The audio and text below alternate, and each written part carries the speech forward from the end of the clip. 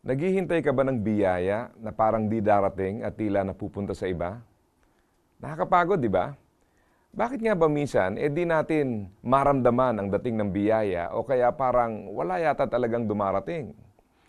Kung tutuusin, ang biyaya ay laging nandyan.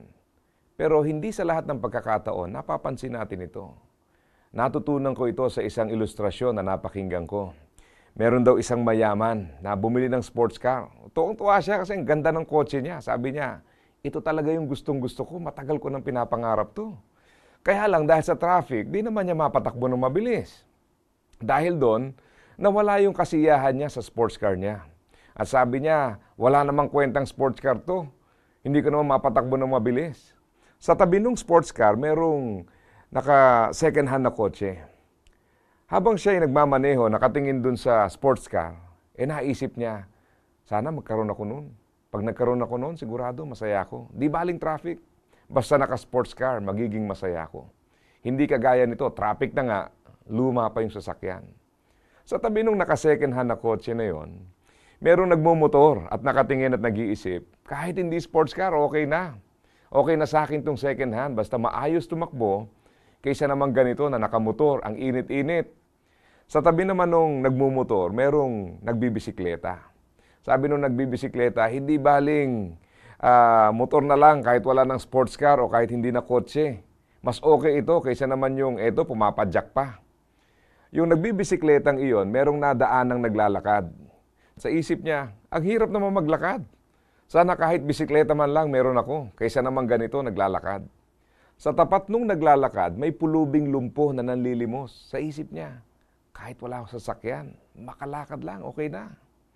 Yung pulubi, nasa harapan ng ospital.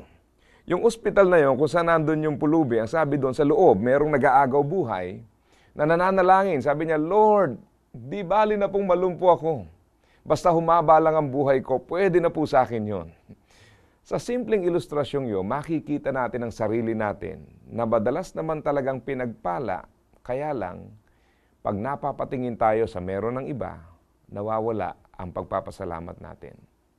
Sa madalas na pagkakataon, hindi acquisition ang kailangan, kundi appreciation. Sabi ng Bible, at magpasalamat kayo kahit ano ang mangyari. Dahil ito ang kalooban ng Diyos para sa inyo na mga anak kay Kristo Jesus. Sa isang bahagi pa ng Biblia, sabi roon, magalak kayong lagi sa Panginoon. Inuulit ko, magalak kayo. Magpasalamat daw lagi, magalak daw lagi.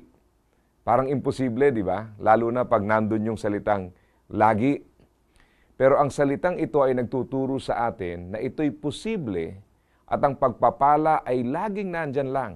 Pero madalas, di natin napapansin.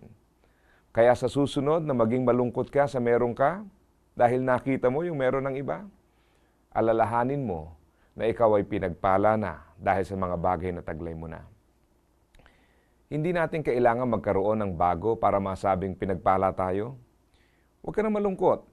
Be appreciative. Hindi tayo pinagkukulang at hindi tayo pagkukulangin ng Diyos. Kaya, asa ka pa.